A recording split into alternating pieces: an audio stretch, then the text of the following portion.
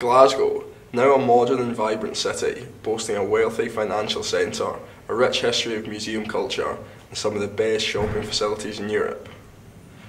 The Commonwealth Games Selection Committee were sufficiently impressed with the city to declare it the host city of the 2014 Commonwealth Games, bringing international attention and scrutiny to Glasgow on a scale never seen before.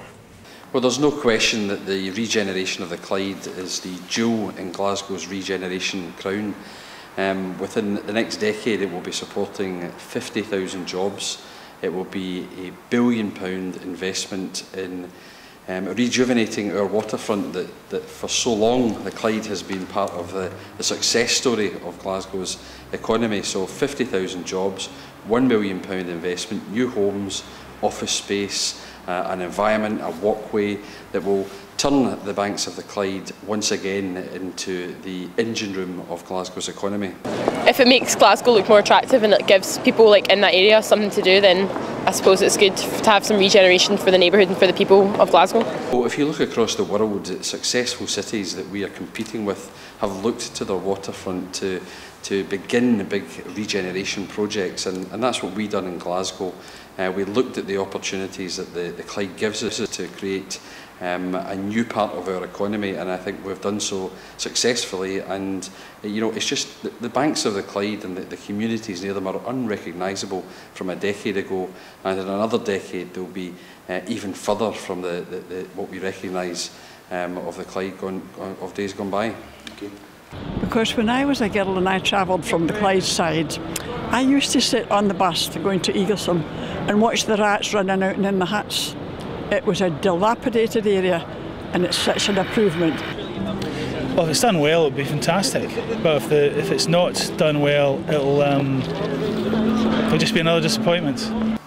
Well, I think we're serious about it this time. I mean, we've put our money where our mouth is as a council. We've invested in the environment, in the pavements, the streetscapes, created the environment that allows the private sector to have confidence that we're serious about changing the face of our waterfront. If you look at the financial services district, for example, supporting more jobs than we can ever have imagined. Historically, Glasgow has always been a city of extreme wealth and poverty, intermingling as strange neighbours. With current plans to regenerate Glasgow, more ambitious and costly than ever before, this historical precedent looks certain to carry on far into the future.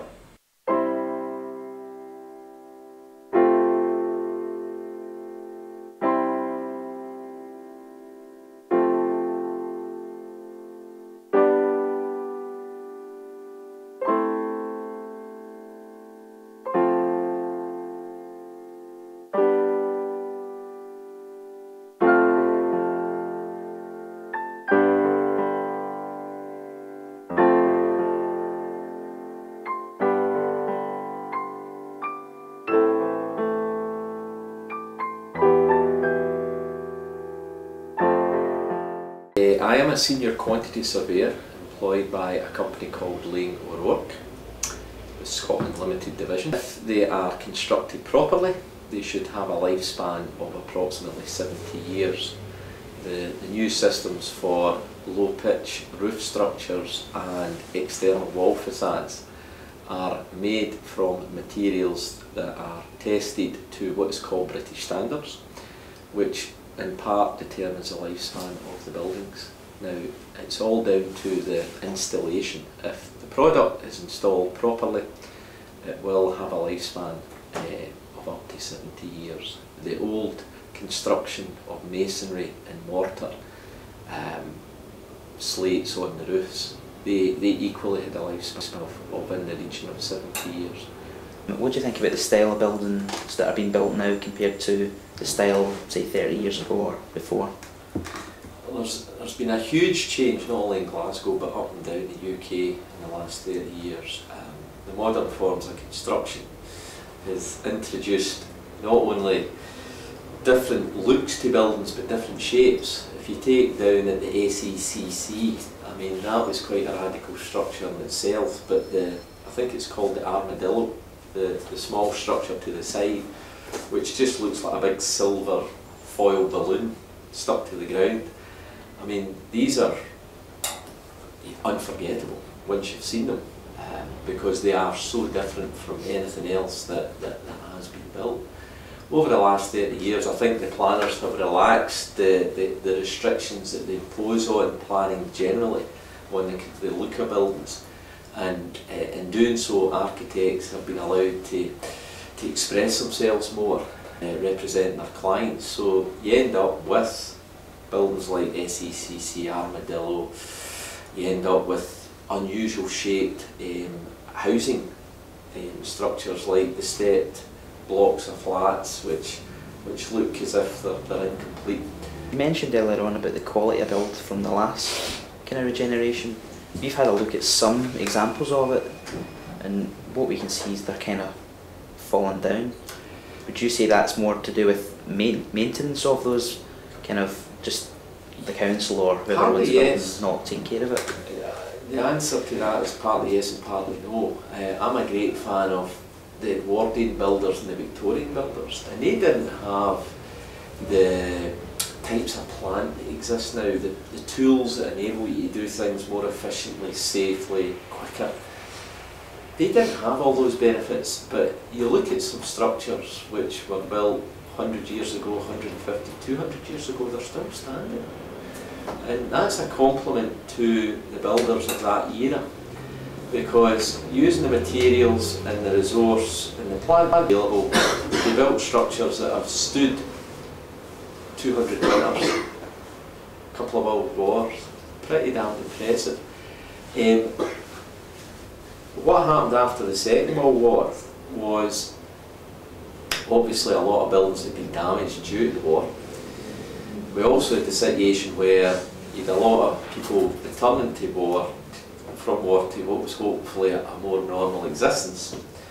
And what happened there was a massive cry out for housing.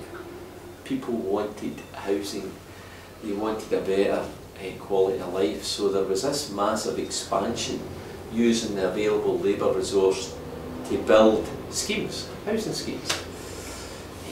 Chapel, Easterhouse, Castlemill. A lot of the people involved in the building process were not time-served tradesmen, joiners, bricklayers, plasterers, painters. It was people who had been involved in the war, coming back, the economy was flattened, we had to regenerate, rebuild, start again, and they were put into building these houses. Now, with respect, they did the best job they could, but a craftsman building something compared to a very good DIY person, it will never be of the same standard. So I think we're paying the price for that now. The urgent need for housing and the people that did get involved in the building process have meant that there are post-war tenements which have been up 40, 50, 60 years, which are now quite weary, and in actual fact, and some of the schemes take from Chapel, they've been flattened. They're only maybe 50-year-old.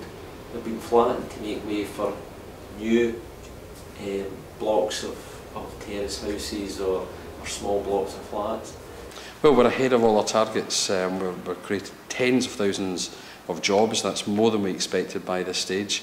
We're seeing big investment from the private sector, and it's something that has the support of the people of Glasgow. You know, the Clyde has been synonymous with the history and development from our earliest days as a city, and once again it's now supporting a huge part of our economy. Well, I think we need to look forward to a city that makes sure that everyone can be part of the success that we're currently enjoying. Too many people are far from the success that the new jobs, the new economy, the big investment has brought. And over the next decade, I want to see a Glasgow that gives every citizen the opportunity to be part of that success. Well, there's no question that Glasgow is one of the thriving UK cities at the moment, and things can only get better as we look forward to the Commonwealth Games, to further investment in our Clyde Regeneration project, to our new neighbourhoods across the city. Now, that's good for our economy, it's good for the city, and ultimately it's good for our people.